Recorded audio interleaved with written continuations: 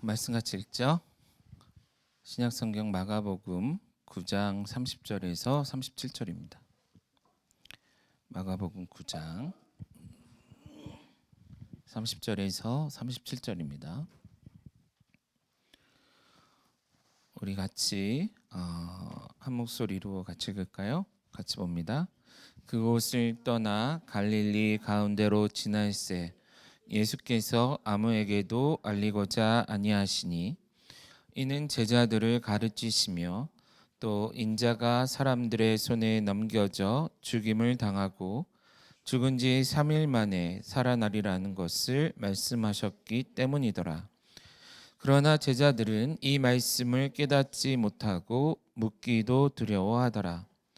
가버나움에 이르러 집에 계실새 제자들에게 물으시되 너희가 길에서 서로 토론한 것이 무엇이냐 하시되 그들이 잠잠하니 이는 길에서 서로 누가 크냐 하고 쟁론하였음이라. 예수께서 앉으사 12 제자를 불러 이르시되 누구든지 첫째가 되고자 하면 무사람의 끝이 되며 무사람을 섬기는 자가 되어야 하리라 하시고 어린아이 하나를 데려다가 그들 가운데 세우시고 안으시며 제자들에게 이르시되 누구든지 내 이름으로 이런 어린아이 하나를 영접하면 곧 나를 영접하며 누구든지 나를 영접하면 나를 영접함이 아니요 나를 보내신 이를 영접함이니라. 아멘. 오늘 아침에 우리가 함께 읽은 말씀과 좀 앞에 있는 내용들, 9장 앞부분의 내용들까지 같이 염두에 두고 같이 말씀을 나눴으면 하고요. 중간중간 같이 말씀을 좀 찾아보는 혹은 여러분들이 참고해야 되는 그런 순간들이 있을 텐데, 그래서 가능하면 성경 앱이든 성경책을 펴고 같이 오늘 같이 말씀을 나눴으면 좋겠습니다. 오늘 말씀의 제목은 우리가 서로 토론해야 할 것은 무엇인가 라는 제목이고요.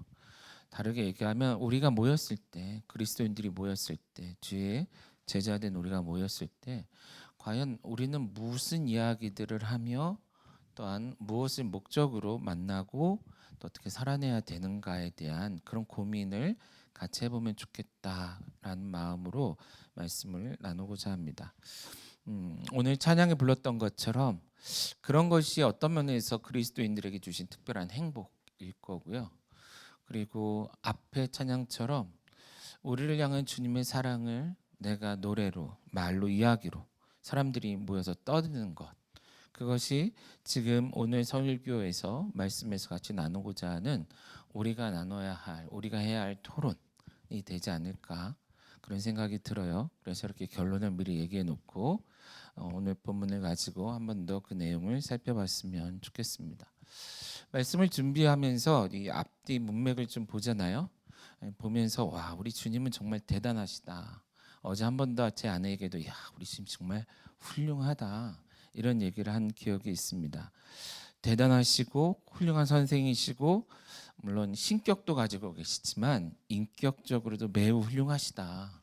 나라면 하지 못했을 일을 주님은 꾸준히 하시죠. 늘 하셔요. 한결같이 해내셔요. 특별히 9장 2절부터 그 이후 우리가 읽은 내용까지 말씀의 내용을 살펴보면 정말 그 한동안 고구마라는 표현들을 많이 쓰잖아요. 답답해.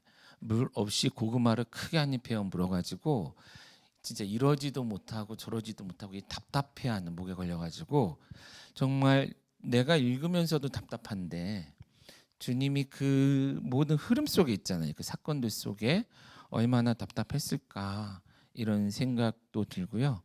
그런 고구마를 연상케 하는 상황 속에서도 한결같이 정말 제자들을 사랑하시고 그 제자들에게 무엇인가를 좀 깨닫게 하고자 하는 선생된 예수님의 열정도 발견할 수 있게 있는 시간들이었던 것 같습니다.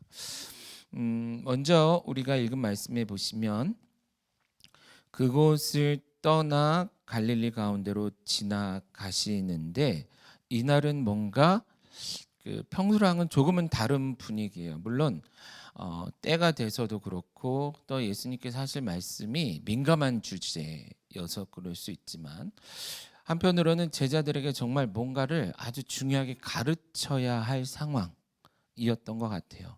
물론 이 때가 됐으니까 이제 이건 배워야 되겠다, 그렇게도 볼 수 있지만, 근데 앞에 내용들을 보면 야, 제자들 큰일 났다, 이거 이래서 어떻게 하지?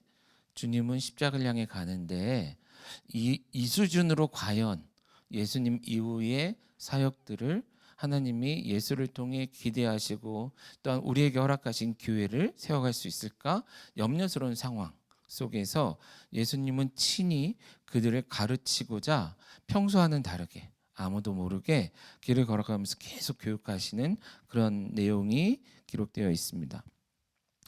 그렇다면 우리가 정말 그러한가, 제자들의 수준이 도대체 어떠했길래 예수님은 특별 과외를 하셔야만 했는가 생각해 볼 수 있겠죠. 그 내용을 좀 우리 앞에 있는 말씀들을 통해서 한번 살펴봤으면 좋겠어요. 사실 9장 19절에 보시면 예수님의 한탄이 나옵니다. 그 방금 얘기한 것처럼 형편없어 보이는 제자들의 수준인데 정말 예수님도 이게 거의 한계치에 도달했던 것 같아요, 이때는. 그래서 9장 19절에 이렇게 말씀하세요. 같이 볼까요? 대답하여 이르시되 믿음이 없는 세대여, 내가 얼마나 너희와 함께 있으며 얼마나 너희에게 참으리요. 그를 내게로 데려. 이 뒤에는 이제 그 다음이고요. 한탄은 참으리요까지죠. 이 표현이 그냥 제가 보기에는 욱하고 이렇게 훅 튀어나온 그런 표현 같아요. 평소 같으면 그래, 그 아이 데려와, 뭐가 문제니 하셨을 텐데, 이날은 그 우왕좌왕하고 쓸데없는 걸로 목소리 내고 있는 이들을 보면서, 그리고 정말 주님과 함께 그런 사역들을 해오고 이제 십자가를 향해 주님 나아갈 준비를 하고 죽으시고 부활하실 것을 얘기해야 되는 이런 시점인데도 불구하고 여전히 이러고 있는 제자들을, 이런 모습을 보면서 예수님은 믿음이 없는 세대여, 믿음이 없다 너희는 정말. 그리고 얼마나 오랫동안 내가 너희와 함께 있어야 되느냐, 언제까지, 이런 얘기하죠. 그러니까 엄마들이나 부모들이 자녀들이 늘 아기처럼 크면 내가 언제까지 너한테, 이런 얘기 하잖아요, 그죠? 남녀가 이렇게 데이트 오래 하다 보면 서로에게 좀 지적할 때 그런 얘기 안 하나요? 우리 그래 본 적은 없어서. 어쨌든 주님은 내가 너희들과 언제까지 함께 해야 되겠냐, 그리고 너희들의 이 어리석은 모습을, 발전없고 정말 소위 말하는 노답 같은 모습을 언제까지 참아야 하느냐. 여기서 참다라는 것은 정말 이게 일시적인 뭐 긴 기간 아니지만 견딜 수 없어서 부정적인 의미예요. 언제까지 참아야 되니?라는 그런 표현으로 예수님이 말씀을 하시는 거예요. 그리고 나서 그 다음 여러 가지 일들을 하시고, 그리고 30절에 가서는 그런 마음을 좀 삭힌 다음에 제자들에게 가르치시는 그런 상황이었다라는 거예요. 그럼 어떤 일이 있었을까요? 앞에 먼저 2절부터 그 이하의 말씀을 보면 변화산 사건이 기록되어 있습니다. 예수님께서 제자들의 일부를 밑에 두고 3명만 데리고 산 위에 올라가시죠. 올라가서 누구를 만납니까? 모세와 엘리야를 만나고, 그때 하나님의 임재하심이 경험되어지고 정말 인간의 표현으로 표현할 수 없는 광채와 순결한 하얗게 변화되는 이런 것들을 그들이 경험하게 되죠. 제자들이. 다르게 얘기하면 신적 임재를 경험하게 된 거예요. 예수님이 그렇게 얘기했는데, 내가 인자다, 내가 하나님의 아들이다, 그렇게 얘기했는데도 불구하고 막상 이런 신적 경험을 하는 시점이 됐더니 너무 놀라는 거죠. 어찌할 바를 몰라요. 그래서 그들이 뭐라 그래요? 예수님 예수님 하면서 뭐라 그랬어요? 5절입니다. 베드로가 고하여 예수께 고하되 랍비여, 우리가 여기 있는 것이 좋사오니 우리가 초막셋을 짓되 하나는 주를 위하여 하나는 모세를 위하여 하나는 엘리야를 위하여 하사이다. 이 문장만 보면 말은 된다 그랬어요. 그런데 마가는 베드로의 제자격이죠. 그때에 베드로가 뭔 정신으로 이런 얘기를 했는지를 아마 마가에게 얘기한 것 같아요. 6절에 보면 이는 그들이 몹시 무서워하므로 그가 무슨 말을 할지 알지 못함이더라. 지금 무슨 얘기입니까? 지금 제자들 중에서도 수제자라 불리우는 세 명이 예수와 함께 변화산에 올라갔는데 여전히 무서워 떨 뿐 자기가 지금 무슨 말을 하는지 이게 무슨 상황인지를 전혀 이해하지도 못하는 그런 상황, 그런 모습이었다라는 거예요. 그리고 이 사건 이후에 밑에 내려오죠. 네, 밑에 내려왔더니 또 이제 접입가경이라 그러네요. 이렇게 산 넘어 산. 또 하나의 사건이 기록되어 있습니다. 산 밑에 내려와 제자들이 있는 곳에 왔더니 사람들이 엄청나게 많이 몰려 있고 웅성웅성을 넘어서 고성이 오가는 상황이었던 거예요. 실제 그들이 아규하고 있었다. 그러니까 논쟁하고 있는데 그냥 이렇게 디스커스는 그냥 대화하는 수준의 토론이라면 아규는 논쟁이 붙어서 그 가끔 우리나라 국회 장면들 보면 막 집어 던지고 막 소리 지르고 막 들려 나가고 이런 상황 아시죠? 그러니까 그런 상황이 이루어지고 있었던 거예요. 누구와? 제자들과 서기관들과 그리고 많은 무리가 그것을 관전하고 있었는데 내용을 나중에 보시면 알겠지만 이겁니다. 한 아이, 귀신 들린 아이의 부모가 아이를 데리고 예수께 왔는데 예수는 안 계시고 제자들만 있어서 제자들이 이 아이를 고쳐주세요 했단 말이에요. 그런데 뭐라 그래요?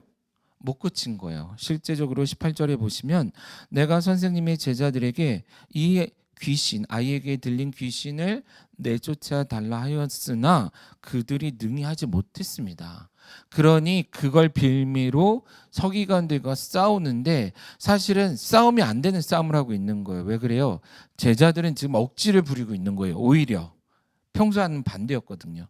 능력으로 하나님의 일을 기적을 이루시는 예수 앞에서 바리새인들과 서기관들과 다른 지도자들이 오히려 억지를 부리고 있었단 말이에요. 눈에 보이는데 안 보이는 것처럼. 근데 지금 상황은 반대예요. 역전이 됐죠. 예수의 제자들이 능히 해야 되는데 못하니까 거 봐라 하면서 지금 싸움이 일어났는데 차라리 부끄러워해야 될 제자들은 말도 안 되는 논리로 싸우고 있었던 거죠. 위에서는 지금 누가 그러고 있었어요? 무서워서 자기가 무슨 말을 하는지도 모르고 떠들었던 베드로와 제자들, 아래에서는 이 컨트롤되지 않은 상황 속에서 말도 안 되는 소리를 막 대답이랍시고 하면서 오히려 더 혼란만 가중시키고 있는 제자들, 논쟁하고 있는 제자들, 그런 상황 속에 있었다라는 거예요. 자, 지금 위아래 동시다발적으로 제자들의 이런 어리석은 모습들이 드러나고 있습니다. 뿐만 아니라 우리가 읽은 말씀에 보시면 또 한 번 제자들이 크게 사고를 하나 치는데 이거는 자기들끼리 쳐요. 그나마 무슨 얘기냐면 34절 보십시오. 9장 34절에 보시면 뭐라고 하죠? 그들이 예수님의 질문에 잠잠했다라는 거예요. 그렇죠? 근데 사실은 예수님이 어떤 상황인지 알고 있었어요. 알면서 물어봤고 제자들은 예수님이 알고 있는 것을 또한 알기도 하고 자기네들이 이런 얘기하면서 왔어요 하기엔 너무 부끄러웠는지 몰라도 입을 다물고 있었다라는 거예요. 그런데 내용을 보니 그들은 무슨 얘기를 하고 있었습니까? 이는 길에서 서로 누가 크냐고 쟁론하고 있었다. 제자들은 지금 이 가버나움에 도착하기 전까지 또 소리 높여 싸우고 있었던 거예요. 마치 서기관과 쟁론하듯이 아규했다 그러잖아요. 똑같이 서기관과 싸우듯 지금은 제자들끼리 싸운 거죠. 근데 그 싸움의 내용, 주제가 뭐예요? 누가 크냐. 이게 되게 웃긴 거죠. 그죠? 그러니까 변화산에 올라간 애들은 내가 수제자였는데 가서 바보짓 하고 왔고 밑에 있던 나머지 제자들도 예수 제자라고 그래도 9명이나 모여 있는데 미안하지만 능력 없는 자. 그러니까 또 하나 또 바보짓 하고 있었던 거죠. 해야 할 것은 못하면서 목소리만 키우고 있던 제자들.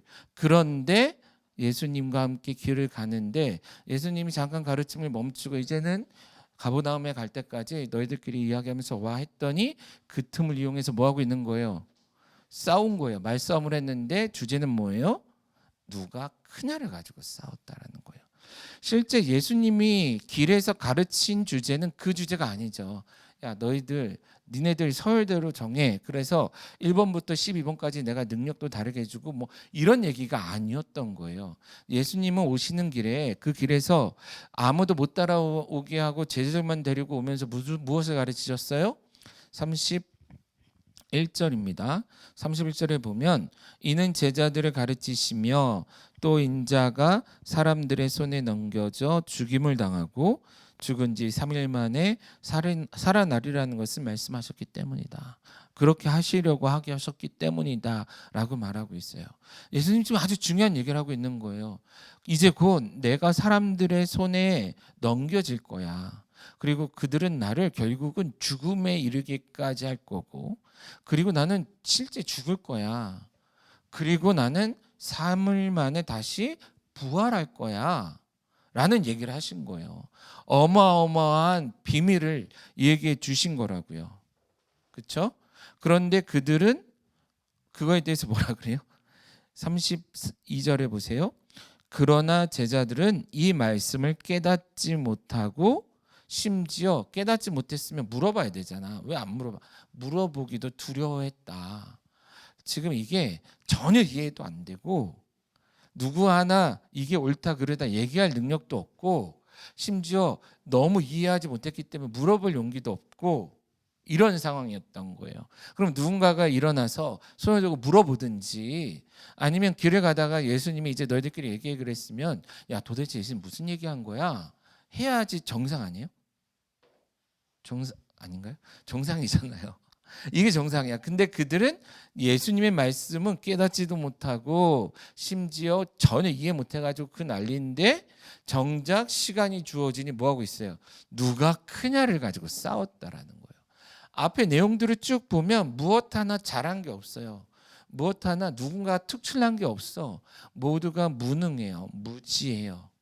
그리고 자격 없어 보여요. 그런데도 불구하고 그들은 오는 길 내내 싸웠다는 말싸움을 했어요. 뭐 가지고? 너보다는 내가 나. 아니 너보다 당연히 내가 나. 이러면서 싸웠다라는 거예요.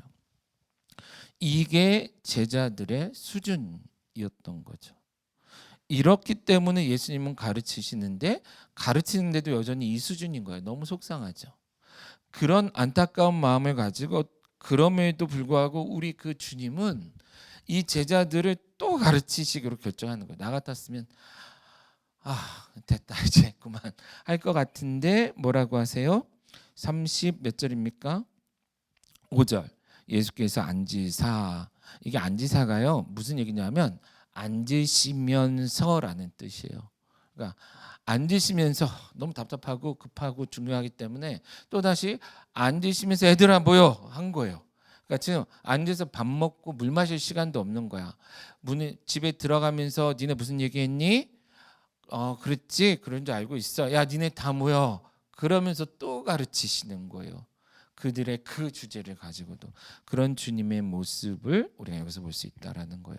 어쨌든 앞에서 우리가 생각해야 할 것은 제자들이 아직은 그렇게 준비되지 않은 수준, 형편없는 수준에 있었다라는 것이죠. 사실 이들은 누가 크냐라는 주제를 가지고 다툴 필요가 없는 사람일 뿐만 아니라 그것보다 더 중요한 것에 집중했어야 마땅한 상황, 그런 사람들이었다라는 것입니다. 다시 앞으로 가면 변호산 사건 속에서 이 베드로가 자기가 무슨 말 하는지도 모르고 하잖아요, 그죠? 근데 예수님이 뭐라 그래? 이제 내려가자 한단 말이에요. 그때에 예수님께서 경고하세요. 뭐라 그러죠? 9절에 그들이 산에서 내려올 때 예수께서 경고하시되 인자가 죽은 자 가운데 살아날 때까지는 본 것을 아무에게도 말하지 마라. 지금 그래요. 말하지 말랬으니까 서로 얘기할 수 없다고 치자고. 그런데 10절에 보면 그들이 이 말씀을 마음에 두며 서로 문의하였다. 이 문의했다는 게 디스커스라는 단어예요. 토론했다. 도대체 죽은 자 가운데서 살아난다는 것이 뭐냐? 마음속에 두고 자기들끼리 속삭속삭거리던 그것을 발전시켜 갔어야 했다라는 거예요. 그러면 예수님이 이제는 대놓고 이 사건 죽으시고 부활하실 것에 대해 말씀하셨을 때에 세 제자가 앞장서서 맞아 주님이 변화산에서 우리한테 조용히 하라고 했는데 이 내용이 바로 그 내용이야. 예수님이 하면서 대화하는 게 맞는 거잖아요. 그죠? 근데 그들은 그 질문을 회피하거나 잊어버렸다라는 거예요. 여기서 중요한 질문이 있습니다. 뭐죠? 죽은 자 가운데 살아난다는 것이 도대체 뭐냐? 라는 질문을 가지고 대화했어야 되는 거예요. 누가 크냐가 아니라. 그런데 그들은 중요한 것은 하지 않고 작은 것, 중요하지 않은 것을 배웠다라는 것이죠. 그 다음에도 또 질문이 나옵니다. 자, 변화산 아래에서 사람들에 둘러싸여진 상태에서 귀신을 쫓아내지 못했을 때에 예수님께서 결과적으로 그 귀신을 쫓아내셔요. 그리고 나서 사람들을 다 보내시고 집에 들어가세요. 집에 들어갔더니 그때 제자들이 정말 이게 되게 난감했었나 봐. 그래서 예수님께 조용히 와서 물어요. 28절에 9장 28절에 보시면 집에 들어가심에 제자들이 조용히 물어요. 물어서 뭐라 그래요? 우리는 어찌하여 능히 그 귀신을 쫓아내지 못하였습니까? 라는 질문을 했다라는 거예요. 우리는 어찌하여 능히 그 귀신을 쫓아내지 못했습니까? 차라리 대화를 한다면 이 주제였어야죠. 왜 우리는 주님과 함께 다닐 때는 귀신을 쫓아내는데 왜 주님과 함께 있지 않을 때는 쫓아내지 못하느냐라는 거예요.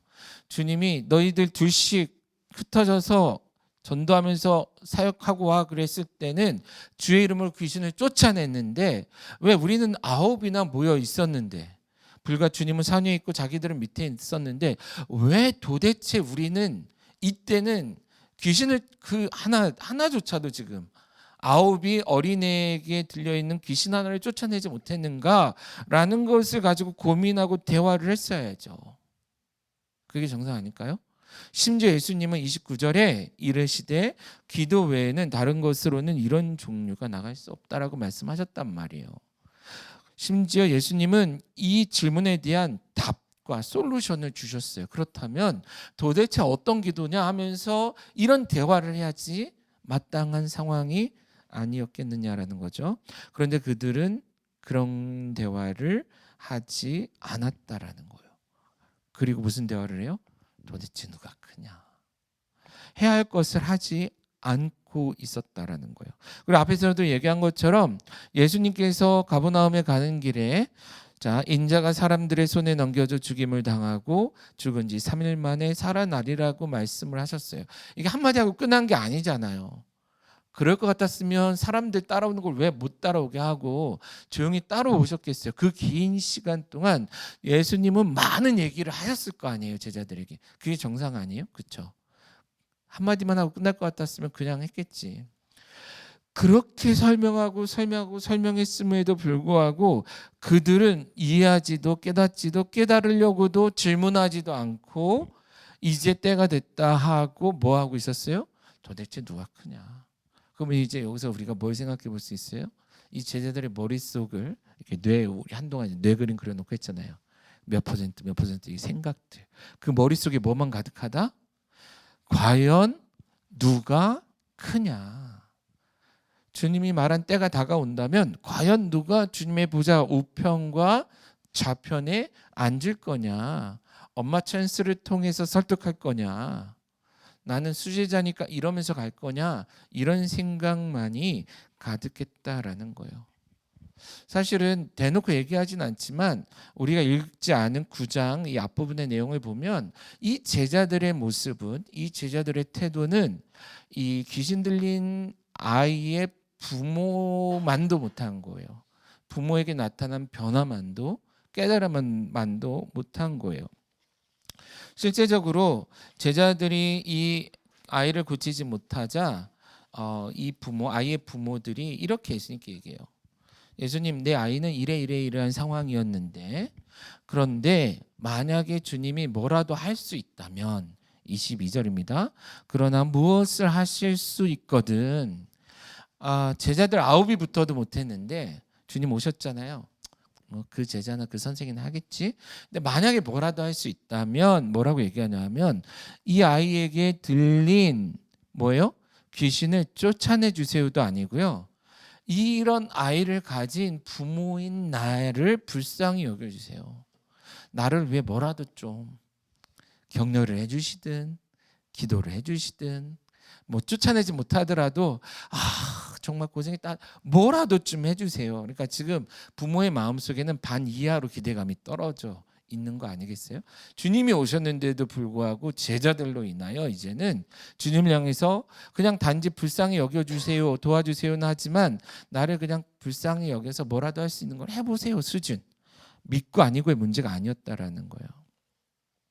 그랬더니 예수님께서 23절에 이 아버지, 이 부모에게 말씀하십니다. 도대체 네 말이 그 뭐냐? 라는 거예요. 도대체 너 이게 말이야 방구야 이런 느낌으로 얘기하시죠. 할 수 있거든, 할 수 있거든이 도대체 무슨 말이냐? 믿는 자에게 능치 못할 일이 없는데 네가 지금 그런 정도의 표현으로 쓰냐? 그러면 이 표현 속에는 사실은 예수님이 제자들에게 해주신 솔루션과 연결되죠. 믿는 자에게 능치 못함이 없는데, 그리고 귀신은 어떻게 쫓아내죠? 왜 못했죠? 기도 외에는, 그럼 무슨 뜻이에요? 믿음의 기도 외라는 거죠. 믿음의 기도가 당연히 역사할 거라는 거예요. 네가 정말 믿는다면 왜 안 되겠니? 믿는 자에게는 능치 못함이 없다라고 말씀을 하세요. 가르침을 주신 거예요. 교정이 들어간 거예요.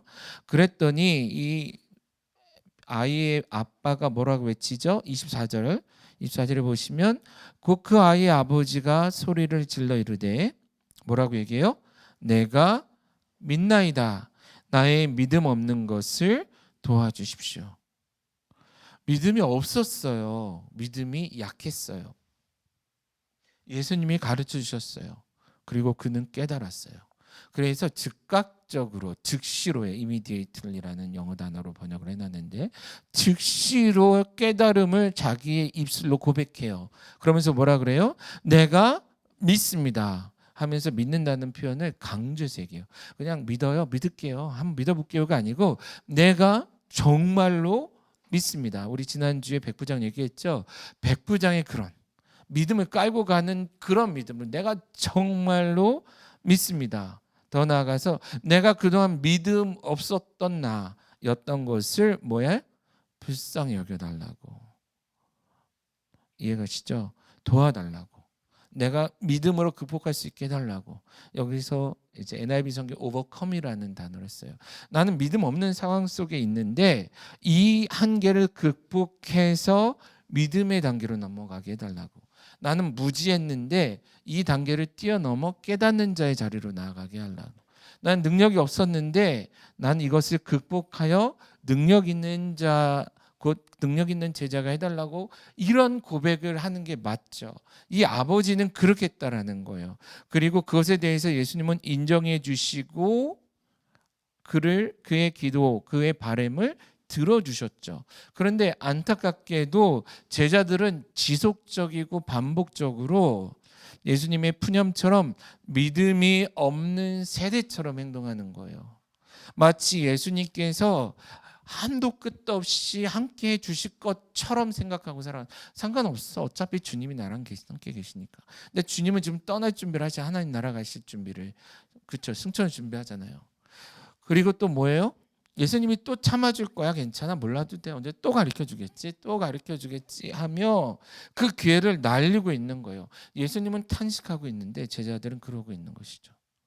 그런 상황 속에서 마땅히 해야 할 고민들, 도대체 이게 무슨 일이야? 예수님 무슨 말씀을 하시는 거야? 도대체 왜 우리는 못 고친 거야? 어떤 기도가 도대체 귀신을 쫓아내는 기도인 거야? 왜 주님은 하고 나는 못한 거야? 이런 고민을 하고 주님이 또 길에서 얘기하신 말씀이 도대체 무슨 말씀인 거야? 주님이 왜 사람들의 손에 넘기는 뭐 이런 얘기들을 하면서 그때 그러면 우리는 어떻게 해야 되는 거야? 우리는 어떻게 살아야 되는 거야? 주님께서 우리에게 맡기신 일은 뭔 거야? 뭐 이래야 되는 게 정상인데 여전히 그들은 뭐 하고 있어요? 누가 큰 자냐라는 이것 가지고 자기들끼리 심지어 서로 이렇게 눈치 게임 하듯이 얘기한 것도 아니고 이 앞서가신 예수님 뒤에서 이 악유니까 승질도 대단하잖아요. 제자들 보면 뭐 귀도 자르고 어부고 뭐 막 혁명당도 있고 막 그러니까 막 목소리 높여서 싸웠던 거죠. 정작 주님 앞에서는 입 한마디도 뻥끗 못하던 그들이 지금 주님 귀에 들리도록 떠들어댄 거예요. 떠들지 않고 속삭이도 아실만한 주님인데 그들은 예수님 앞에서 뒤에서 떠들었던 거죠. 그래서 예수님은 다시 우리가 읽은 말씀으로 오면 그런 그들에게 도대체 오면서 무슨 얘기를 했니? 몰라서 한 게 아니에요. 예수님은 알고 계셨다. 그리고 나서 예수님은 또 한 번 있네. 왜요? 말씀하신 대로 그날이 다가오고 있으니까. 그때가 다가오고 있으니까. 그리고 여전히 주님은 제자들을 통해 그 시대에 예수님과 함께한 제자들을 통해 그 이후 사역을 하실 계획을 가지고 있었기 때문에 제자들을 다시금 불러서 앉히는 거죠. 얘들아 다 모여봐. 할 얘기가 있어. 너희들 오면서 누가 큰 자일 거냐 누가 큰 자냐 가지고 싸웠지. The greatest 누가 최고냐 너희들 그런 얘기했지. 그래? 그러면 그거에 대해서도 내가 가르쳐 줄게. 이제부터 그것을 가지고 다시 생각해, 다시 고민해, 다시 이야기해 보자 하시는 거예요. 그러면서 주신 말씀이 뭡니까? 35절입니다. 예수께서 앉으사 12제자를 불러서 이르시되 누구든지 첫째가 되고자 하면 누구든지 큰 자가 되고자 한다면 누구든지 남들보다 특별하고 위대하고 멋있는 인생을 살고자 한다면 그리고 그것을 인정받고 그것을 목표로 살아가고자 한다면 너희들이 지금까지 생각했던 방식으로 생각하고 살아가면 안 돼 이런 뜻이에요. 너희들 그렇게 하면 결국은 귀신을 쫓아내지 못해 목소리만 떠드는 능력 없는 제자로 드러났잖아. 엘리야와 모세가 정말 말도 안 되는 신적 경험이죠. 그 상황 속에서도 정말 분위기 깨는 이상한 소리만 했잖아. 니네는 앞으로도 그렇게 살 수밖에 없어. 그게 아니야 라는 얘기를 하시는 거예요. 정말 큰 자가 되고자 한다면 뭐가 되라? 무사람의 끝이 되어야 한다. 여기서 강조했어요. The very last. 뭐예요? 끝 중에서도 끝이야. 자, 우리가 줄을 섰어요. 내가 우리 있는 인원에서 맨 뒤에 섰어. 근데 사람들이 더 많이 오네. 그랬더니 이 사람들이 쭈삣쭈삣대면서 앞에도 끼어들고 내 뒤에도 쓰는 거야. 그러면 어떻게 해야 돼요? 이 말씀대로면 나는 갑자기 줄에서 이탈해서 또 뒤로 가서 쓰는 거야. 무조건적으로 나는 맨 뒤에 쓰는 거야. 그게 더 베리 라스트예요. 내가 그동안은 내가 맨 꼴찌였지만 군대에서 내가 이제 막내일 때는 내가 힘들었지만 후임병 들어왔으니 내가 군림하리라 이게 아니라 후임병이 들어오고 사람들이 와 그래 알았어 내가 맨 뒤에 또 갈게 무조건 뒤로 가는 거예요. 그런 자가 하나님 앞에 주님 앞에 주님이 말하는 큰 자다라는 거예요. 그리고 제자들은 큰 자됨을 이야기할 때 그 세상의 기준으로 큰 자는 섬기는 자예요, 섬김을 받는 자예요? 섬김을 받는 자죠. 이 시대도 그런 개념이 있잖아요. 그래 갑질이라는 개념이 계속 나오잖아요. 예수님 시대는 말할 것도 없어요. 무조건 큰 자는 섬김을 받고 약한 자는 꿇는 거예요. 굴욕을 당하는 거예요.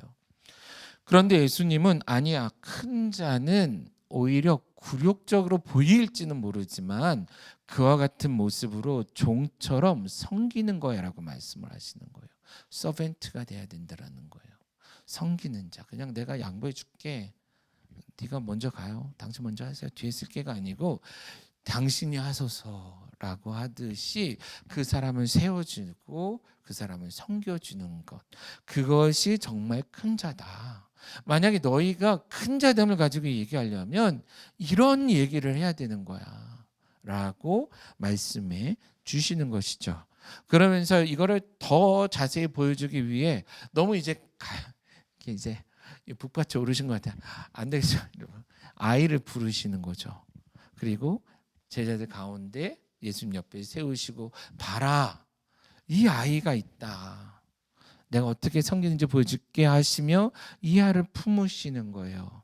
안아주시고 이 아이로 하여금 그 자리에서 가장 존중받는 존재로 만들어 주시는 거죠. 그러면서 이 아이를 위해서 내가 무엇을 하든 너희가 무엇을 하든 이 아이를 위해 무엇인가를 해야 하고 하는 것처럼 하는 것, 그런 섬기는 것. 아이는 특히나 무슨 특징이 있어요? 어린아이들은 끝도 없어요, 바라는 게. 그래서 이게 제가 어린이 부서를 그렇게 많이 좋아하지 않았던 것일 수도 있는데, 아이들은요 체력도 엄청 좋아요. 아시죠? 그래서 뭐 하면 또 뭐 하고 뭐 하고, 그래 놓고 치사하게 치는 잘 때 어떻게 자요? 픽 쓰러져 자요. 우리 애들 둘도 옛날에 그랬어. 특히 의원이가 더 그랬는데 하루 종일 놀자. 그리고 밤이 딱 되면 지 혼자 푹 쓰러져 자요. 나는 정리해야 되는데 나는 안 정리했지, 아내가 했지. 어쨌든 그래야 되는데 아이들은 그래요. 이 아이들의 그 필요를 채우기 위해 노력하는 부모처럼, 누군가처럼 그 필요를 채우기에 고군분투하고 노력하는 것이 큰 자다라고 얘기하시는 거고, 그런 모습으로 살아가는 자가 제자다라고 말씀을 하시고, 그러면서 마무리하시면서 37절에 뭐라고 얘기하십니까? 누구든지 내 이름으로 이런 어린아이 하나를 영접하면 그것이 곧 누구를? 나를 영접하는 것이고, 나를 영접한다는 나만 영접하는 것이 아니라 나를 보내신 이인 하나님이죠. 곧 그분 하나님을 영접하는 것이다. 다른 말로 얘기하면 뭡니까? 이 어린아이 하나에게 하는 것이고 너희가 그토록 원하는 하나님을 섬기는 거야. 하나님을 기쁘시게 하는 거야. 하나님을 영화롭게 하는 거야. 하나님 앞에 서는 거야. 그레이티스트 얘기죠. 큰 자. 너희가 정말 원하는 게 하나님 앞에 쓰는 거 아니야? 맨 앞줄에? 그러려면 지금 네 눈에 보이는 이 아이를 섬기는 거야 라고 가르치고 있는 거죠. 자, 그것을 통해 예수님은 너희들이 쟁론을 하고 말다툼을 한다면 차라리 이것을 위하여 한다라고 말씀을 하시는 거예요. 어떻게 섬길 수 있을까? 어떻게 할까?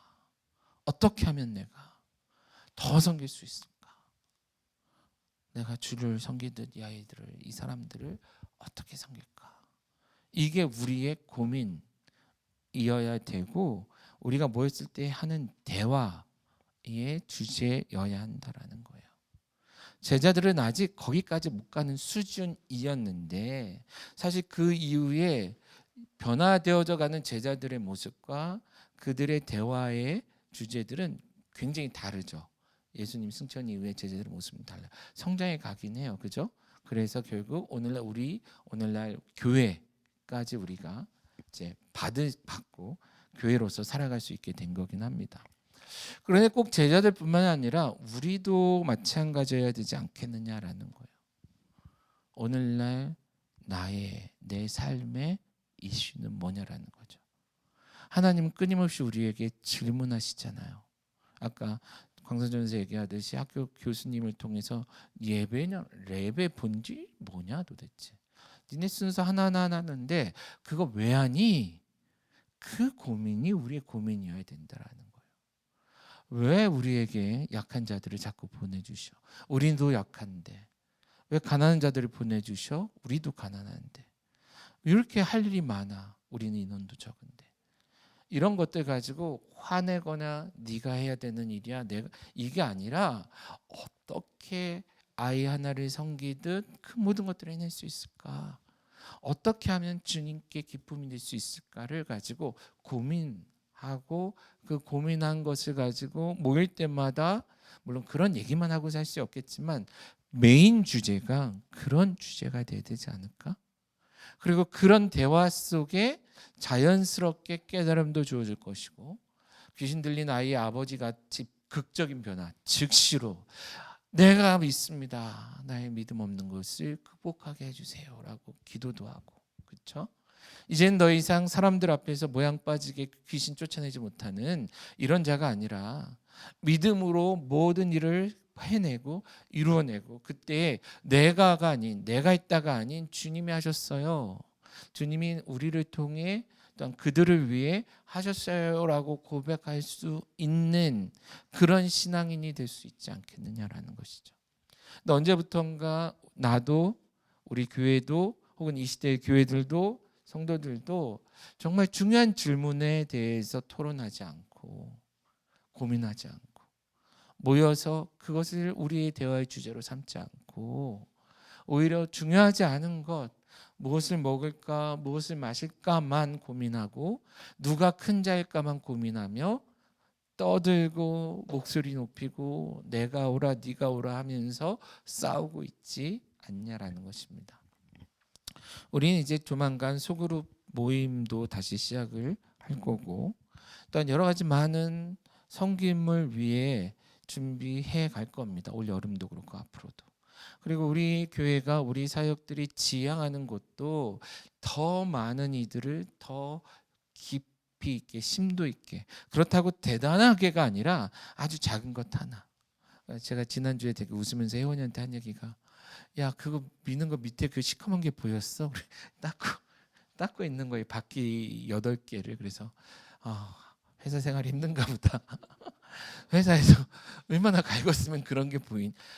그런데 그런 것들 정말 별거 아닌 것들 꼭 그걸 하려가 아니라 그런 것들조차도 나의 것으로 주님 앞에서 마땅한 것으로 그게 큰 자 되는 길이라고 고백하며 해내며 갈 수 있다면 지금 이 순간에도 진행되듯이 순회 사역도 순회하는 교육 사역도 그리고 인도 사역자들과 함께 떠난 그 여행 안에서의 순간순간의 시간들도 그리고 이곳에서 우리가 그들을 위해 기도하고 함께 사역하고 준비하는 모든 것도 그런 관점에서 같이 해나갈 수 있다면 그리고 같이 모였을 때 그것을 떠들고 이야기하고 야 너무 좋았어 다음번에 어떻게 할까 지금 나는 뭐 할 수 있을까 너희가 그거 있다면 난 이제 뭘 해야 될까 어떻게 섬길 수 있을까 라는 것이 우리의 대화일 수 있다면 우리의 토론 주제일 수 있다면 얼마나 좋겠느냐라는 것입니다. 지금 이 순간에도 많은 곳에 많은 교회에서 많은 예배와 많은 사역이 하루 종일 진행되고 이루어질 텐데 물론 그 안에 좋은 아름다운 주제들이 나눠지고 물론 많은 일들이 있겠지만 한 번쯤은 정말 우리가 이 시대에 꼭 필요한 주제들을 고민하며 하나님 앞에 살아가고 있는지 혹은 그런 것들은 특별한 대단한 사람들이 하는 거고 우리는 보잘것없고 하찮은 존재이기에 못한다라고 생각하며 그냥 우리에게 주어진 시간을 낭비하며 살아가고 있지는 않은지 한번 돌아볼 수 있는 저와 여러분 우리 모두가 되어지기를 간절히 소원합니다.